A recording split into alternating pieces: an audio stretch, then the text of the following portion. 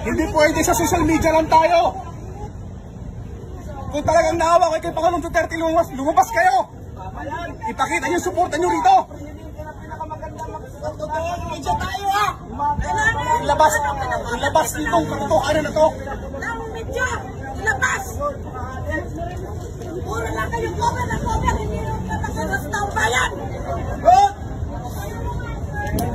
Ano bang meron sa gobyerno na to?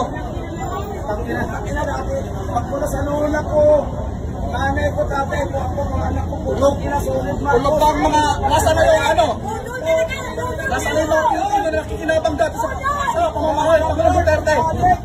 Wala! Mga plastic, mga manggagamit! Nasa na kayo?